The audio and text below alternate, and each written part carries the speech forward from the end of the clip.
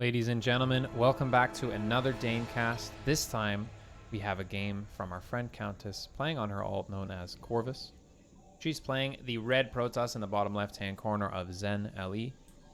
And her opponent, thatoneDanny, blue Terran in the top right-hand corner.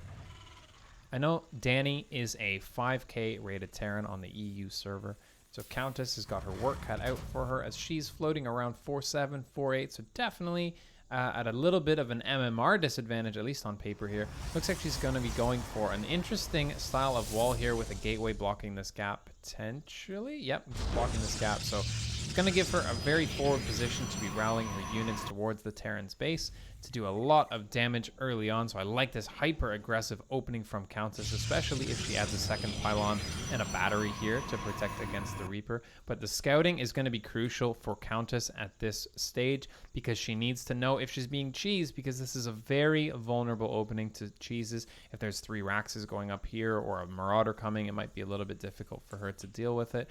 But she's got a very early scout here, and she's going to get all the information that she needs. She sees that it's only 1 gas for the Terran player and only 1 barracks that is built on time, so it shouldn't be too many shenanigans whatsoever. Even sends the probe on a nice little pentagon pylon block, or a pentagon path block here, to delay the base as much as possible. Obviously, the more she can delay this, the more she has a chance to destroy it with her units if she rallies an Adept and Chronos it straight away. So we'll have to see where she decides to put her second pylon, if she's going to go for the battery or if she's going to go for something a little bit more designed to hide her tech maybe in the corner here. Looks like she builds it right in the mineral line, so this will allow her to build a battery here if she so chooses. And she's going to be wanting to put on a lot of pressure very early. But Danny is adding a very early bunker here, so it's going to help him protect against any shenanigans. He's building the bunker before the Marine is even started. So the Marine is going to have a bunker to walk into right as it spawns, so it should give him a fighting chance against this harassment. The probe coming back in to see if it can do a little bit of harassment, but the Marine is going to be there just in time. This Reaper going to pop in and see absolutely everything from Countess. No tech from her just yet, and the battery is nearly halfway finished, so there is a little bit of potential for this Reaper to do damage as the Adept is crossing the map along with this probe. The probe actually dying to the Marine here with no issues, but the Reaper didn't focus fire any probes before the battery came up, so it's actually going to get 0 kills and probably just retreat and go home to try and do some damage back at home. It's going to start whittling away at this pylon, but with the Stalker rallied out, shouldn't be too much of a problem at all. A little bit of harassment happening from the Adept of Countess, but the nice little micro with the SCV going into the bunker there is going to save it, but there's still been quite a long delay on this Nexus. Meanwhile, Countess is actually rallying probes and saturating her natural expansion here. So a nice little bit of micro and harassment from Countess, but looks like this command center is finally going to go down with only a little bit of health loss, well, a lot of health loss, but the SCV is still alive. Most importantly, and only 1 SCV or only 1 worker being killed in this game, and that is Countess's worker that she sent back in. So Countess is going to saturate her base a little bit quicker than her opponents, but Danny is now getting his second CC, and he's got 2 Hellions out on the way as well. So definitely a decent position for Danny to be in, not feeling like he's too far behind. He's definitely would like to have more workers, but he's got an army supply advantage, and he's stabilizing on his 2 bases here, which is exactly what he wants, and he's going to be building up to a Widow Mine drop with Hellions going out into the front. So Countess has a full wall here. She does know about these Hellions now, so she's not going to be taking any damage from these Hellions anytime soon, but the Hellions are in a nice position to deny this 3rd base, and most importantly, keep these units pinned at the front here. This Reaper going out with a nice little grenade here, does walk in, but is blocked by this Reaper, by this Adept here. So nice little play from Danny to try and get his Hellions in, but with the nice little bit of micro from Countess, she is able to stop that with no problems whatsoever. A pretty early Marauder here from Danny is going to saturate this bunker while the Widow Mines come out. So it looks like he's playing a little Marauder heavy here with a fairly early stim timing. No barracks is to back it up. But the 4 Widow Mine drop is coming out, and Countess doesn't have any observers at this stage, but I think just the game sense of Countess at this point is going to lead her to leave a Stalker here. Blink is not quite finished yet, so there definitely is an opportunity for Danny to do some damage with this, but with these stalkers, just the game sense of Countess with absolutely no vision. She puts them in exactly the right spot. Might be game sense, might just be lucky, but either way, Countess has these stalkers in position for this drop, and it's gonna boost in, but not before getting quite a lot of damage done from these stalkers. And Countess pulling absolutely everything away. Doesn't take any damage from these probes yet, or from these mines yet. Does lose one Widow Mine, but the two are burrowing. But with a little bit of micro from Countess, she does lose 2 stalkers, but not losing more than 1 probe to this is absolutely huge at this stage. Quite an investment, and she's going to actually kill the Widow Mines as well. So she loses a few stalkers, but kills the Widow Mines and the drop. So it's actually not that bad of a trade for her, especially as she didn't lose any economy for it. And she does take a 3rd base of her own. So another Widow Mine drop is going to move up for Corvus. This might, or for Danny, this might actually be more dangerous than the first one, because Countess isn't going to be expecting it. I mean, if it were me, I would not be expecting this whatsoever. You never really expect the second Widow Mine drop. A little bit of an early boost, though, from Danny. I think trying to capitalize on the units being out of position. He's not going to have that boost in position, though, to get over that Widow Mine in time. So it might give Countess the time that she needs to reposition her units. So let's see if she's able to do this. She has absolutely no idea. The Widow Mine drop coming in right from the back here, and looks like it's going to be a pretty successful drop here, but Countess has got the Warp Pin ready, and now the Widow Mine is dropped here in the natural as well. But nice little splits from Countess can stop her from taking much of any damage, and with a blink on top of the medevac, she cleans this up without much of a trouble at all. But the medevac does escape with 1 health, but the Widow Mines go down, and Countess is able to... Oh, so many workers going down there. Almost perfectly played from Countess, but with that last little maneuver, a little bit too early on that. With the blink, she does lose quite a few probes in the end, but Countess is down to 41 workers to the 46 of Terran. So definitely, finally, Danny gets the damage done that he needs to, but with Countess saturating her 3rd base at this point, I don't know if that's enough. Danny does have a decent amount of Marauders. He's got his 3 barracks, but he doesn't have any engineering bays at this point. Actually, he does have an engineering bay, and it's nearly finished +1. So actually, pretty decent situation. But Countess is on to Colossus tech. She's got charge, and she's got her +1 started as well. So overall, I think I'd be favoring Danny's position at this point, only because finally, that last drop finally did the damage it needed to. But the 3rd drop comes in, but Countess blinks right on top of it, and before it even unloads, actually does manage to unload in the end without Countess killing it. But with the probe pull, very aggressive probe pull from Countess, and the stalkers engaging, it is going to lead things to be quite decent. But look at this probe. So many probes. Now 23 probes going down for Countess. Even with her stalkers in position, this does manage to stabilize for the Terran player. He's up to now 52 workers with 2 orbital commands. He does almost have... Does he have a 3rd one building? Yeah, he has his 3rd building, turning into an orbital. So the relentless mine drops from Danny are battering Countess into submission, even though she defended really, really well overall. The damage was done. 3 Widow Mine drops went in, and it's so volatile that eventually the damage does get done. 23 workers going down for Countess to, it's not as bad as it could be. Because she has nearly as many workers as the Terran does. She's got her 3rd base saturated a lot earlier than he does. So this does... Everything has a cost that you do in StarCraft. So even though a lot of damage was done, since Danny had to invest so many resources into those drops, he's not as ahead as he otherwise could be, especially considering Countess has Colossi, she has charge, and Danny's on a mostly Marine Marauder army with only 3 medevacs, one of them being very low, and Countess, more importantly, has this observer spotting absolutely everything, as Danny is finally saturating his 3rd base. Danny himself is going on double engineering bay with his on-timed armory here, so he's going to be able to get his 2-2 very, very quickly, whereas Countess is still only just finishing and starting her +2 attack as well. She's not going to be going up to a double forge setup anytime soon. So the upgrade advantage going to be staying in the Terran's camp.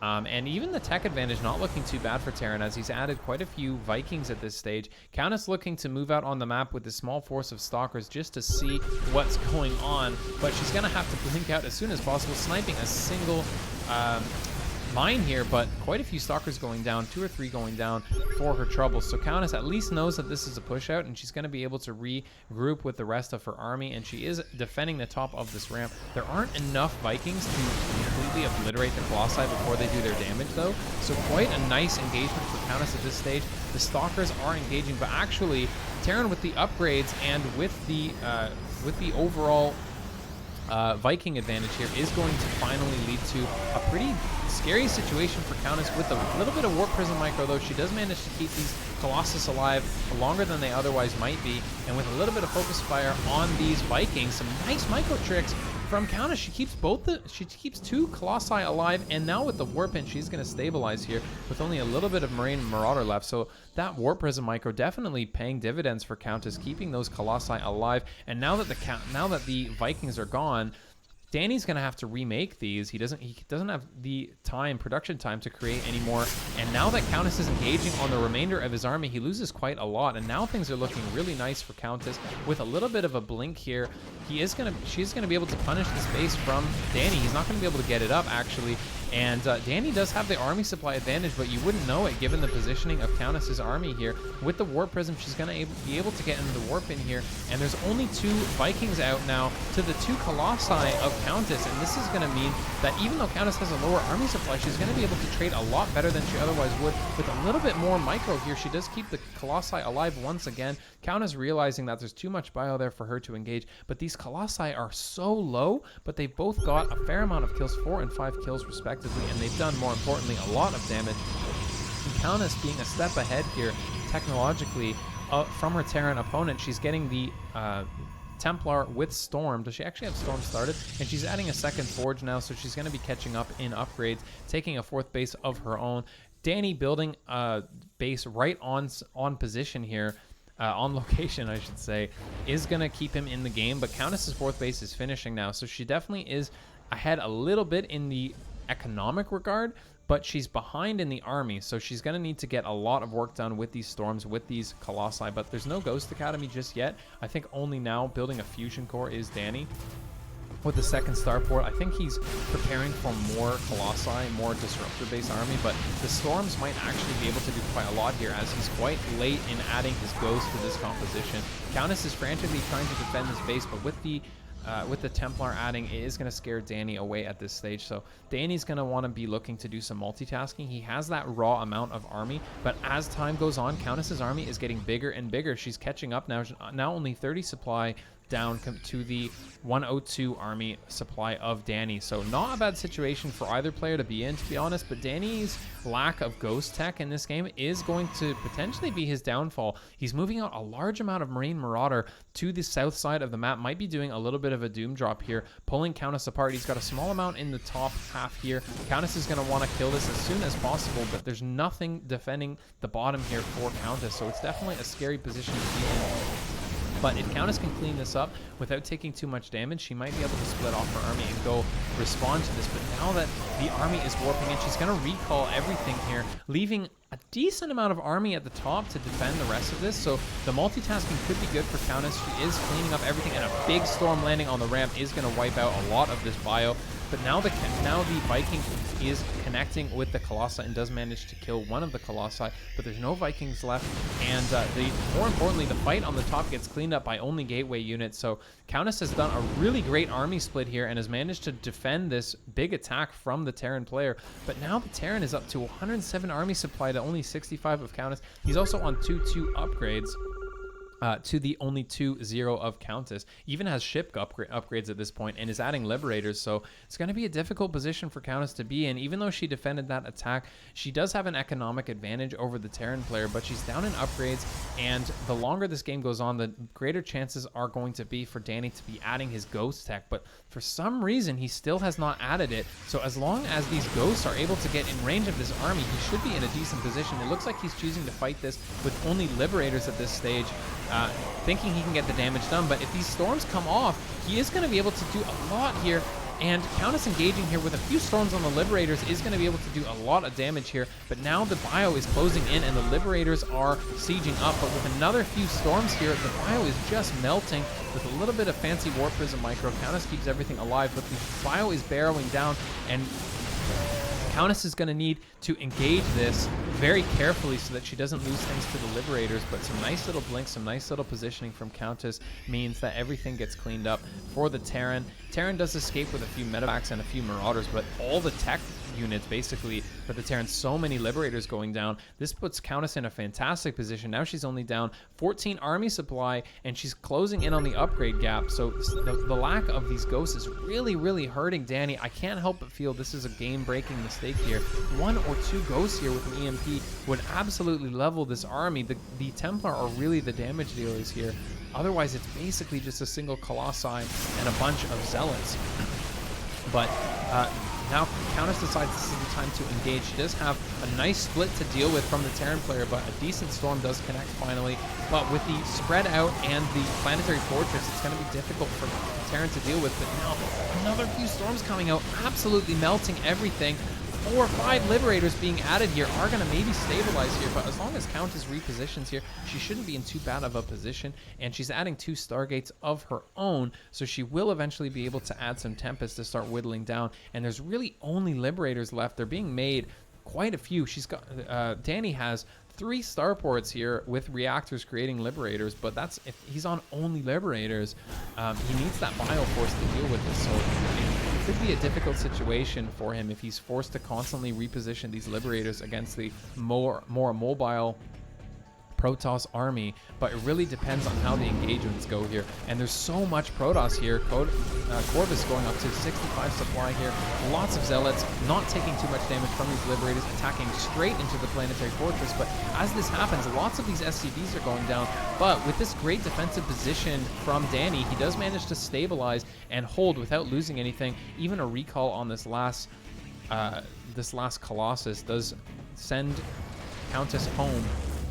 And Danny's looking to now take his 5th base, as is Countess, but there's really not much of an army left from Countess. That attack might have been a little bit over-eager from Countess, always being down in army supply, but managing to get a few favorable trades because of that storm. But the more these Liberators are added to this army, the scarier it gets for Countess. She is adding Tempest at this stage, but they're a little bit late here, and there are a few storms here. But it's going to be really difficult for her to engage with this gradually leapfrogging Terran army here, especially with this bio here. But if she gets a few storms here, it might melt this bio and give the Tempest a chance to engage. But the Terran army is right on top of everything for Countess. But with these Zealots coming in from the back, she doesn't wipe out most of this Terran army. And now there's only sieged up Liberators against these Tempests, and these Tempests are getting a pretty great trade here. One of them does go down just to these Stim Marines here, so a little bit awkward here, but with the Warp Pin of these Stalkers coming in the back here, there's no protection for these Liberators, and Countess is going to be able to clean this up. Nice little blink from Countess, does kill the last Liberator here, so this has finally put Countess in a position where she can defend herself, but there's a decent amount of bio here, and nearly double the army supply for Danny compared to the relatively small army from Countess. But Countess does have the Protoss units, which, as we all know, are overpowered. And if there's no medevacs to heal this bio army, the more they stim, the more difficult it becomes for them to stay alive. So Danny is stabilizing. He does have his 5th base on the way here. He's adding more barracks. He's adding more production. So a nice amount of production for Danny. And he does have a nice army supply. But as the game goes on, Countess is closing that gap. Now 56 army supply to the 85 of Danny. She's gradually adding more and more. And now the Archons here, especially without the EMP, I have to reiterate, without the EMP, these Archons are going to trade exceptionally well against this Terran bio, and they're even going to be able to soak a lot of damage of these Liberators. So it might actually be a decent situation for Countess. Finally, for the first time in the game, she is ahead, not ahead in army, but she's ahead in workers, and she's very close to the Terran army supply, and she even has that tech advantage now, given that she's got Archons with no EMPs, and there's no medevacs, only one medevac here from Danny. It's looking like a pretty scary Protoss army. I actually give the edge to the Protoss army finally, even though they're 10 supply down. Most of the army supply for the Terran is in Marines and Marauders. Whereas we've got Archons, Zealots, and Tempest for Protoss. And as long as this is controlled well, which Countess generally does, this should be a very scary army to deal with. And Countess might even be able to take this as a 6th base here. Taking lots of damage is the Terran army from these Tempests. She can gradually poke away with these. And now the Protoss army is actually bigger than the Terran army for the first time in probably 10 minutes at least. Countess has 112 army supply to only 104 of Danny, and she's nearly maxed out here. Now she needs to be thinking about the exact composition that she wants to be running, and she has the luxury here, given that she's got the great economy, of picking out whatever composition she wants, and she's chosen to go for mostly Zealots, Archons, and Tempest. But since there are no ghosts here, Countess is going to be able to go in here and do absolute work with his army. Few Zealots getting stuck behind, but now the Tempests are picking off the Medivacs, not able to siege up these Liberators, and now Countess is pulling back a little bit, but only enough that it draws the Terran army out of position. Now the Liberators are finally engaging unsieged on the Tempest. They go down without much of a say whatsoever. Countess finally able to engage here all the way onto the Planetary, but the Archons are low, and it's mostly Stalkers against this bio here. Countess is being very careful here, waiting for the Zealot Warpin to come back. Quite a few Liberators being added, but with the lack of bio support, Countess is going to be able to start whittling away at these units without much of a say at all from the Terran here.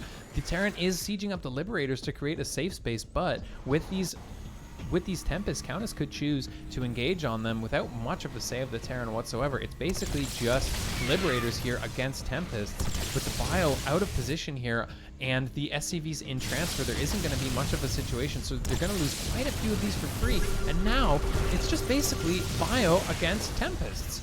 And Countess's whole army is waiting in the back in case the bio ever does decide to engage here. But the longer this goes on, the more Countess gets for free. And Danny definitely scared here of this Protoss army. Doesn't want to quite commit his bio to it just yet. Now he's down to 90 army supply to the 118. Countess finally decides it's time to pounce and engage everything.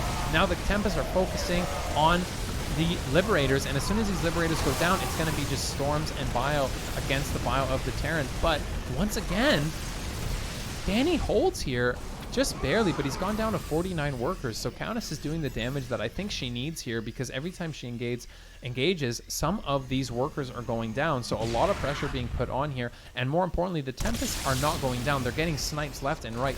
Quite a few kills on these Tempests here. One of them even has 8 kills.